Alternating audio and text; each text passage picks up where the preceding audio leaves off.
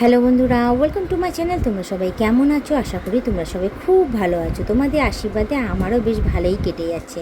তো এই দেখো, আজকে আমি ভালোভাবে ঠান্ডা ঠান্ডা জলে সাবান শ্যাম্পু মেখে স্নান করে এই ছাদে চলে এসেছি। তো ছাদে এসেছিলাম, জামা কাপড়ও নিয়ে এসেছিলাম, জামা কাপড় মেলা হয়ে গেছে।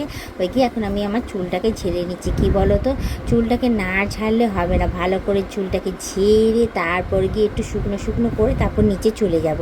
আর আজকে যেহেতু ছাদে একটু রোদ কম, একটু ঠান্ডা ঠান্ডা ভাবও রয়েছে আর একটু হাওয়াও দিচ্ছে, যার জন্য ভাবলাম না চুলটা ঝাড়তে হলে একটু ছাদেই চলে যায়, কারণ নিচে জায়গা হয় না, নিচে অনেক বাগান রয়েছে, তো যার জন্য গাছপালাগুলো হাতে আটকে যায়। ছাদটাই রয়েছে একদম পরিষ্কার, কোথাও কোনো গাছপালা নেই, আর ঝাড়তেও আমার ভীষণ সুবিধা হয়। চুল না ঝাড়লে না যেন কেমন একটা জট পেকে থাকে, কি বলো তো, ভালোই লাগে না, চুলটা আঁচড়ানোর সময় অসুবিধা হয়। তো যার জন্য আমি ভাবলাম ছাদে চলে আসি, এসে ভিজা চুলটাকে ভালো করে একটুখানি গামছা দিয়ে ঝেড়ে নিই। ঝেড়ে নিলে কী হবে, আমি একটু চুলটাকে আঁচড়াতে পারবো ভালোভাবে, জটটাও ছাড়াতে পারবো ভালোভাবে।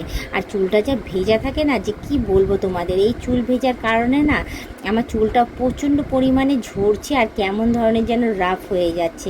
জানি না কি কারণে হচ্ছে, গরমের জন্য হচ্ছে না কি হচ্ছে আমি বুঝে উঠতে পারছি না। তো প্লিজ তোমরা একটু কমেন্টে জানিও না যে এই চুলটা এত রাফ কেন হয়ে যাচ্ছে আর এত ঝরছে কেন। আমার মনে হয় না যে শ্যাম্পুটা কম করে, তো তার জন্য আমি তো প্রত্যেক সপ্তাহে একবার করে শ্যাম্পু করি। আমি সপ্তাহে 2-3 বার করে শ্যাম্পু করি না, হয় রবিবার দিন দেখি বা সপ্তাহে যে কোনো একটা দিন বেছে নিই, সেই দিনটাতে আমি ভালো করে শ্যাম্পু করে ব্যাস ছেড়ে দিই। আর তার মধ্যে কী বলো তো, এই চুল শুকিয়ে তারপর গিয়ে যখনই বাঁধবো তখনই ভেতরে ভেতরে চুলটা পুরো ঘেমে যাবে, ঘেমে গিয়ে আবার সেই ভিজেই যায়।